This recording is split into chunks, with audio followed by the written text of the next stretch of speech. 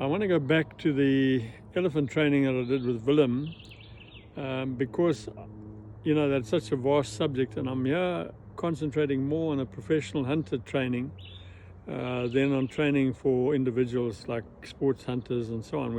They can glean something from what I'm going to tell you, but I got so much out of my time there with Willem that I think I need to carry on a bit more and tell you there. Obviously, when you're going to hunt an elephant, and his whole point was pointing out the shots in that book, is that you need to learn the animal's anatomy. And it's a big animal, and the vital, statistics are very small comparatively. I mean, the heart is about that size, the brain is about that size, and so the hip joints and so on are smaller compared to the whole elephant, and you've got to know exactly where to place those shots. So I think very important to anybody who's, especially on the PH side, who's going to be hunting elephant, not only to just go out and be able to say, well, I've passed, I have shot an elephant. That's not really enough, doesn't even touch sides. You've got to learn the anatomy of the elephant. You've got to learn all the angles that you would shoot it from. You've got to learn what the animal's habits are, how you would approach it. An elephant every day goes out and feeds, and it eats a tremendous amount of food every day, and it has to find water. It has to drink water every day too. So, you need to research your animal, find out the habitat where you're going to be hunting, the elephant that you're going to be hunting, where the water points are, what kind of vegetation it is, try and establish their feeding pattern and so on. And then when you get up to onto hunting the animal, when you get up to the animal, I like to, but when I get up to, after having followed up on the elephant, when I get up to the elephant, I like to stand off from quite a distance away with the wind in my favor, and just glass the elephant and just have a look and see how calm and collected they are. There's no need to rush in close and go and have a look and disturb them and get them all excited. And I know a lot of young PHs do that and take the clients in, and it really is wrong in my opinion, because it gets the elephant all excited. I like to go in, have a look. If there's nothing worth shooting there, I slip away. The animal doesn't even know that anybody's been there, and that's how it should be with a client.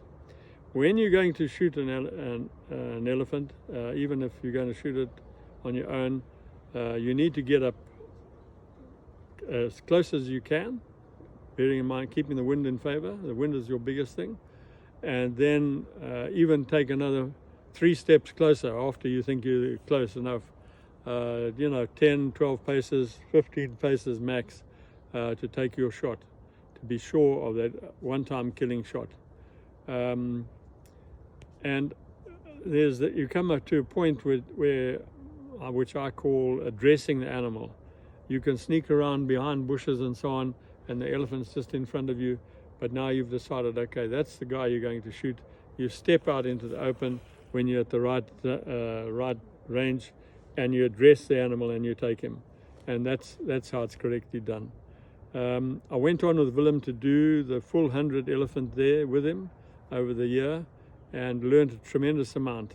As I said before, with the heart and lung shots, with the brain frontal side, 3/4 and all the rest of it.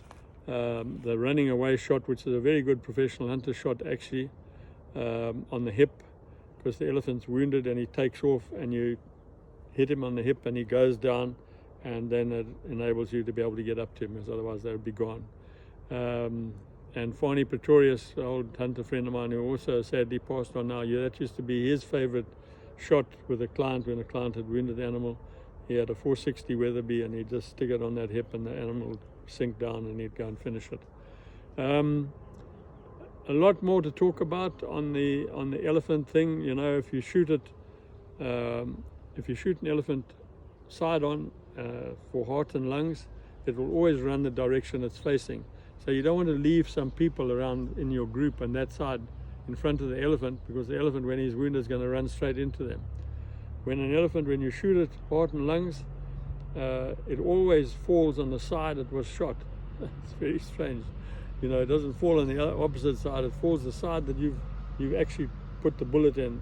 That's the side it falls over onto. And brain shooting elephant, you tell the way the elephant goes down as to whether it's dead or not. If the legs in front just sort of appear chopped out from under it, that's dead. If it goes down on its back legs first and then down on its front, it is not dead, it's wounded, it's going to get up again. So bear these things in mind, but it all come about as you get more and more experience. But we'll talk more about that when we go into the actual hunting of the elephant.